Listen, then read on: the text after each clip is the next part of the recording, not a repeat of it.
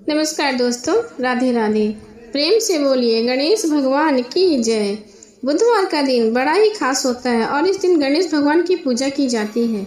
गणेश जी में आस्था रखने वाले लोग इस दिन बड़ी श्रद्धा के साथ उनकी पूजा अर्चना और व्रत करते हैं। बुधवार का व्रत का महत्व। बुध को बुद्धि का कारक माना जाता है, जो कि एक महत्वपूर्ण ग्रह भी है। अगर किसी की कुंडली में बुध खराब हो तो उसके जीवन में कभी तरक्की नहीं होती, साथ ही उसे कभी भी कामयाबी नहीं मिलती। बुध को व्यापार और बहन बेटी का भी कारक माना जाता है। इस दिन भगवान गणेश का दिन होता है, जो बुद्धि के देवता माने जाते हैं, जो अपने भक्तों के सभी विघ्न बाधाओं को हर लेते हैं, इसलिए उन्हें विघ्नहर्ता भी कहा जाता है। अगर कोई इनका सच्चे मन से पूजन करे तो उनको जीवन में कभी धन और सुख समृद्धि की कमी नहीं होती। इस व्रत को करने से आपके यहाँ अन्न के भंडार कभी खाली नहीं होते। भगवान गणेश विघ्नहर्ता भी कहे जाते हैं। उनकी पूजा अर्चना करने से जीवन में सभी दुख दूर हो जाते हैं। इस दिन व्रत रखने का भी विधान है। अगर कोई इस दिन सच्चे मन से गणेश जी की आराधना करता है तो उसके जीवन में धन और सुख समृद्धि की कमी नहीं रहती। यदि आपका कमाया हुआ धन व्यर्थ जा रहा है तो बुधवार का व्रत जरूर करें। बुधवार व्रत की पूजा विधि। गणेश जी की पूजा करने से पहले संकल्प लें, क्योंकि किसी भी पूजा को शुरू करने से पहले संकल्प लेना आवश्यक होता है। बुधवार को व्रत 7, 21 या 45 बुधवार तक किया जाना चाहिए और इसकी शुरुआत महीने के शुक्ल पक्ष से करने उचित माना जाता है। किसी भी व्रत की शुरुआत पितृ पक्ष या कृष्ण पक्ष में नहीं करनी चाहिए। बुधवार को स्नान ध्यान से निर्मित होकर सबसे पहले तांबे के पात्र में भगवान गणेश जी की मूर्ति स्थापित करें। पूजा के लिए पूर्व दिशा की ओर मुख करना शुभ माना जाता है। यदि पूर्व दिशा में मुख करना संभव न हो तो आप उत्तर की ओर मुख करके पूजा की शुरुआत कर सकते हैं। आसन पर बैठकर भगवान गणेश जी को फूल, धूप, दीप, कपूर, चंदन से पूजा अर्चना करें। मान्यता है कि पूजा में दूब यानी दूर्वा अर्पित करना बहुत शुभ माना जाता है। इसके बाद गणेश जी को मोदक अर्पित करें। इसके बाद गणेश मंत्र का 108 बार जाप करें। अब सुने बुधवार की व्रत कथा। एक बुढ़िया थी, वो बहुत गरीब थी और अंधी थी। उसके एक बेटा और बहू था। वह बुढ़िया सदैव गणेश जी की पूजा किया करती थी। एक दिन गणेश जी ने प्रकट होकर उस बुढ़िया से कहा, हे बुढ़िया माँ, तू जो चाहे सो मांग ले। बुढ़िया बोली, मुझसे तो मांगा नहीं जाता, मैं कैसे मांगू। तब गणेश जी बोले, अपने बेटे और बहू से पूछ कर आना। तब बुढ़िया ने अपने बेटे और बहू से कहा, गणेश जी कहते हैं कुछ मांग ले, बता मैं क्या मांगू। पुत्र ने कहा, माँ तो धन मांग ले। बहू से पूछा तो बहू ने कहा, नाती मांग ले।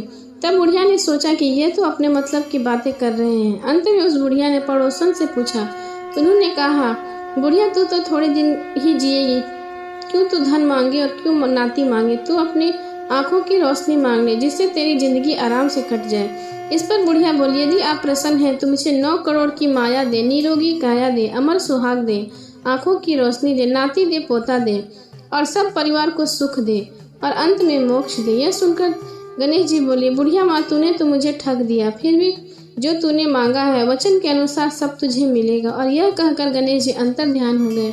उधर बुढ़िया माँ ने जो कुछ मांगा था वह सब कुछ उसे मिल गया। हे गणेश जी महाराज, जैसे तुमने उस बुढ़िया माँ को सब कुछ दिया वैसे सबको देना। प्रेम से बोलिए गणपति महाराज की जय। अब सुने दूसरी कथा। एक दिन पार्वती माता स्नान करने के लिए गई, लेकिन वहां पर कोई रक्षक नहीं था। इसलिए उन्होंने चंदन के पेस्ट से एक लड़के का अवतार बना दिया और उसका नाम रखा गणेश। माता पार्वती ने गणेश को आदेश दिया कि उनकी अनुमति के बिना किसी को भी घर के अंदर न आने दिया जाए। जब शिव जी वापस लौटे तो उन्होंने देखा कि द्वार पर एक बालक खड़ा है। जब बालक वे अंदर जाने लगे तो उस बालक ने उन्हें रोक दिया और नहीं जाने दिया। यह देख शिव जी क्रोधित हुए और अपने सवारी बैल नंदी को उस बालक से युद्ध करने को कहा, पर युद्ध में उस छोटे बालक से नंदी को हरा दिया। यह देखकर भगवान शिव जी ने क्रोधित होकर उस बालक गणेश का सर काट दिया। अब माता पार्वती वापस लौटी तो वह बहुत दुखी और जोर जोर से रोने लगी।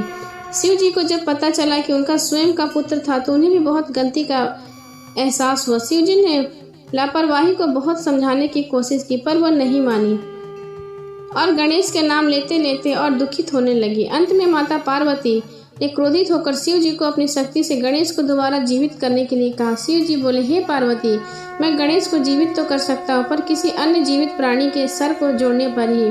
माता पार्वती रोते रोते बोल उठी, मुझे अपना पुत्र किसी भी हाल में जीवित चाहिए। यह सुनते ही शिव जी ने नंदी को आदेश दिया, जाओ नंदी, इस संसार में जिस किसी प्राणी कि जीवित प्राणी का सर तुमको मिले, काट लाना। जब नंदी सर खोज रहा था तो सबसे पहले उसे एक हाथी दिखा, तो वो उसका सर काट कर ले आया। भगवान शिव ने उस सर को गणेश के शरीर से जोड़ दिया और गणेश जी को जीवन दान दे दिया।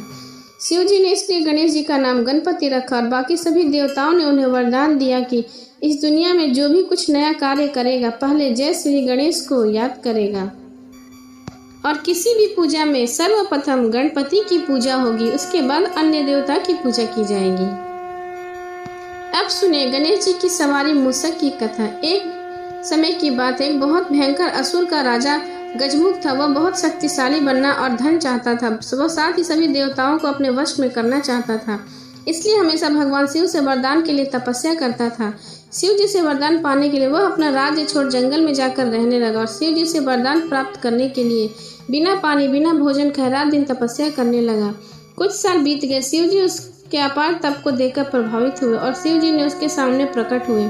शिव जी ने खुश होकर उसे दैविक शक्तियां प्रदान की, जिससे वह बहुत शक्तिशाली बन गया। सबसे बड़ी ताकत जो शिव जी ने उसे प्रदान की थी यह वह था कि उसे किसी भी शस्त्र से मारा नहीं जा सकता था। असुर गजमुख को अपनी शक्तियों पर गर्व हो गया। वह अपनी शक्तियों का दुरुपयोग करने लगा और देवी देवताओं पर आक्रमण करने लगा। मात्र शिव, ब्रह्मा और विष्णु और गणेश ही उसके आतंक से बचे हुए थे। गजमुख चाहता था कि हर कोई देवता उसकी पूजा करे। सभी देवता शिव, विष्णु और ब्रह्मा जी के शरण में पहुंचे और अपने जीवन की रक्षा की गुहार लगाने लगे।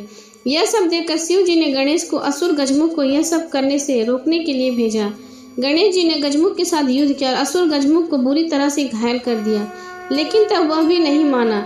उस राक्षस ने स्वयं को एक मूषक के रूप में बदल लिया और गणेश जी पर आक्रमण करने लगा। जैसे ही वो गणेश जी के पास पहुंचा, गणेश जी कूदकर उस पर बैठ गए और गणेश जी ने गजमुख को जीवन भर के लिए अपना सवारी बना लिया और उसे मूस के रूप में बदल दिया, अपने वाहन के रूप में जीवन भर के लिए रख लिया। बाद में गजमुख भी अपने इस रूप से खुश होकर और गणेश जी का प्रिय मित्र बन गया। प्रेम से बोले गणेश भगवान की जय। कथा के बाद जरूर करें गणेश जी की आरती।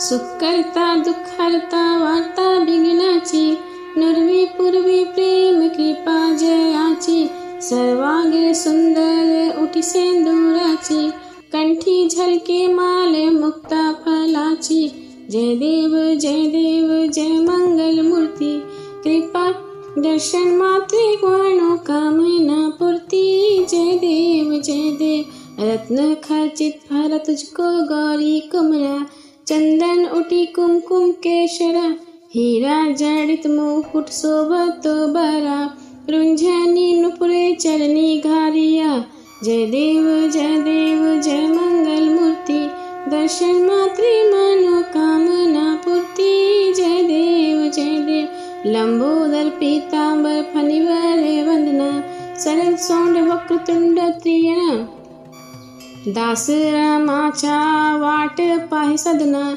संकट पावे निर्वाणी रक्षावे वंदना, जय देव जय मंगल मूर्ति, दर्शन मात्रे मनोकामना पूर्ति, जय देव सिंदूर लाल चढ़ायो अच्छा गजमुख को, दोनिन लाल बिराजे सुत गौरी हर को, हाथ लिए लड्डू साईं सुरवर को, महिमा कहे न जाए लागत हूँ पद को, जय देव जय मंगल मूर्ति, दर्शन मात्रे मनोकामना पूर्ति, जय देव। प्रेम से बोलिए गणपति महाराज की जय।